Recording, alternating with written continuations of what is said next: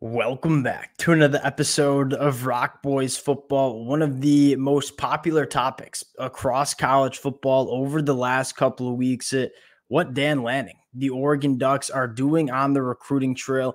Want to dive into the conversation and kind of peel back some layers on why Oregon is having so much success on the recruiting trail. And you get into Twitter and you start reading the message boards, especially with a lot of fan bases that are not Oregon fans. There's a lot of chatter around NIL and how Oregon is using NIL solely to get these kids on campus to Oregon. Now, I want to start with this. Don't get me wrong. Oregon is one of the biggest players in NIL on the recruiting trail.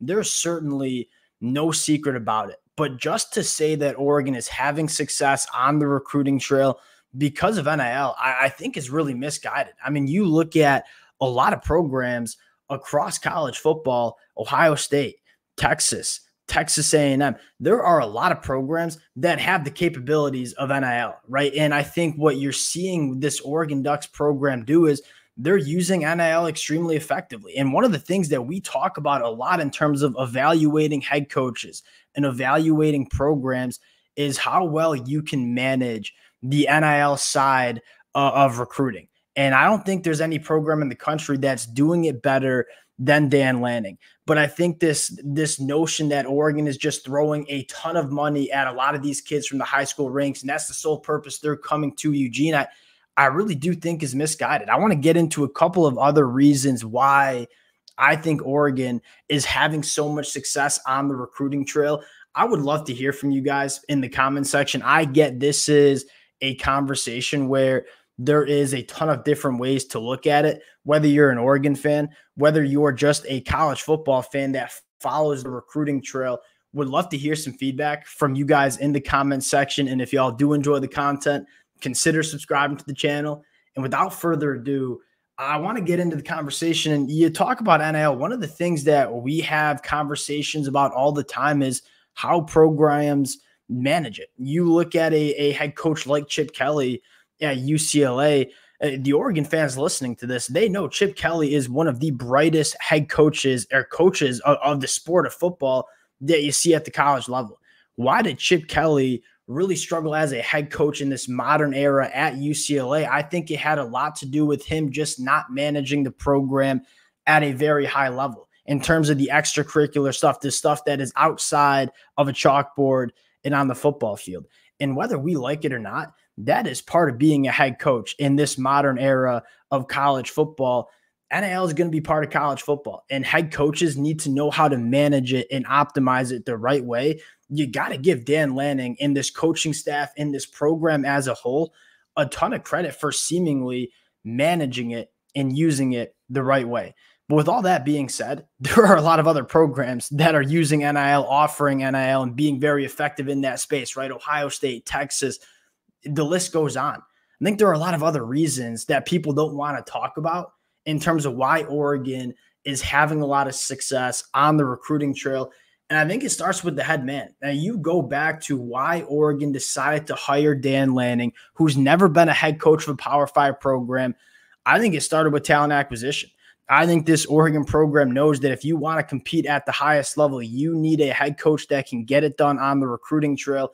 Dan Lanning's been doing this on the recruiting trail before NIL even existed, going back to Georgia. You take a look at what Dan Lanning did on the recruiting trail during his time at Georgia, learning from guys like Kirby Smart, Nolan Smith, #1 recruit in the country, Malachi Starks, a guy that's going to be a first-round NFL draft pick in the 2025 NFL draft. You start scrolling down, Kobe Dean, 5-star quarterback Brock Vandagriff.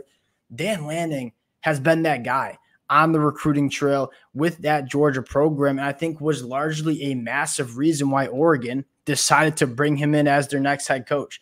Dan Lanning's been a good recruiter, and you can tell that when Dan Lanning took over this Oregon job, there was going to be a strong emphasis on what Oregon could do on the recruiting trail. I think another reason why Dan Lanning is having so much success is what he's done in terms of hiring a staff around him.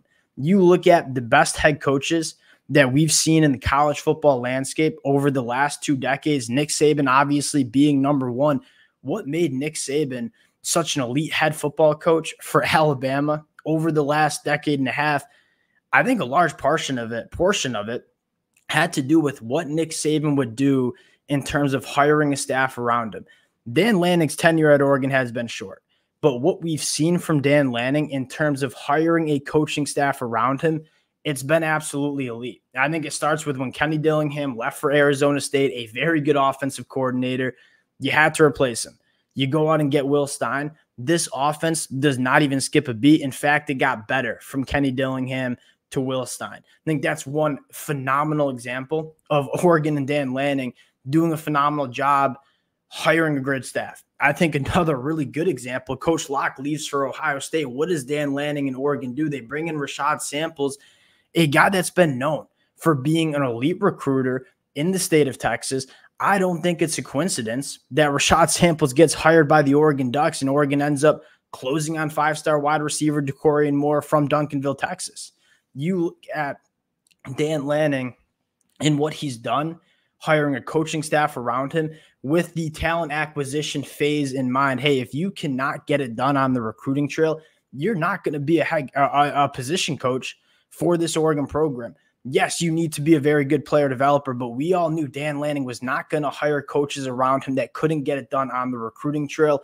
Rashad Samples is probably the best example of Dan Lanning going out, hiring a young football coach that's shown the ability not only to develop players at a very high level, but also get it done on the recruiting trail. Rashad Samples, very good example of that. I think Alik Terry, the offensive line coach, another very good example. The hires that Dan Lanning has made during his time at Oregon have massively played a role in terms of how Oregon has operated on the recruiting trail. I think the last thing is you just look at what Oregon can sell a lot of these guys. Obviously, NIL plays a part. Nobody's going to deny that NIL is a player in terms of the high school recruiting world. I think another two aspects that people don't talk enough about is one, does your program give you the chance to compete at the highest level of the sport? You look at Oregon over the next 5 years, I think we are all very confident that Oregon is going to be competing for Big Ten championships and national championships for the foreseeable future, as long as Dan Lanning is with this Oregon program. So the opportunity that these high schoolers get to come to Oregon and have the opportunity to win a national championship, that's there too. And I think secondly, can you get developed to go to the NFL? I mean, you go back to why Kirby Smart in Georgia has had so much success on the recruiting trail the last half decade. You go back to Nick Saban's tenure at Alabama. Why did he have so much success recruiting the high school ranks? He could offer these high school kids a proven process in terms of, hey, you come to Alabama, you're going to get developed into an NFL football player. You look at Oregon and Dan Lanning's short time and being in Eugene, you go back to the 2024 NFL draft, 8 NFL draft picks, including Bo Nix, who was a first-round NFL draft pick. You look at what this unit could be in 2025, there were a lot of guys that could have gone to the NFL draft.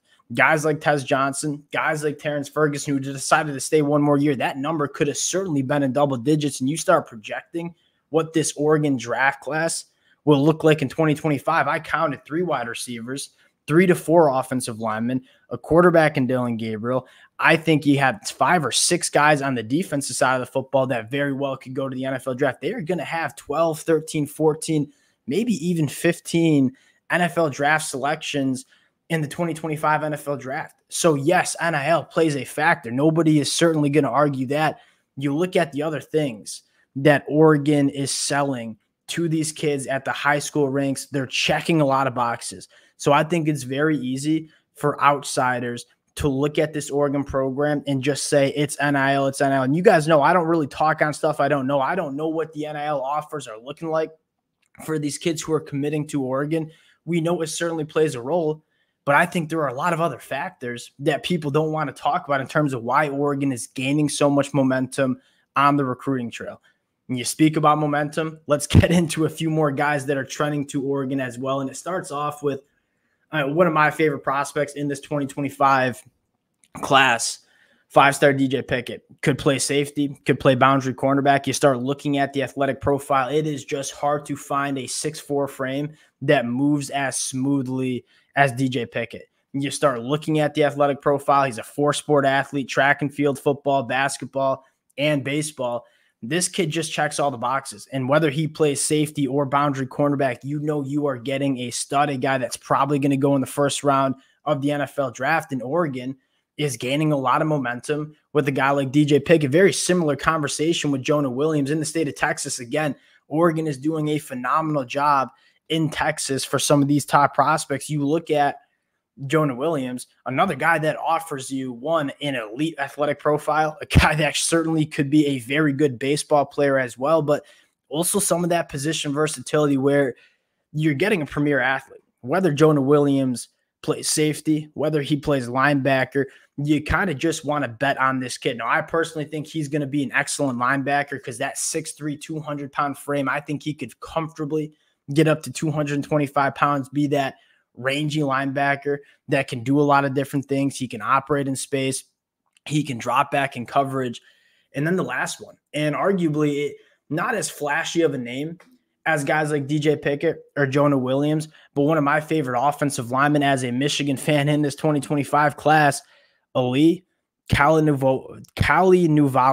I think I got that right. I've said it 20 times, probably messed it up 19.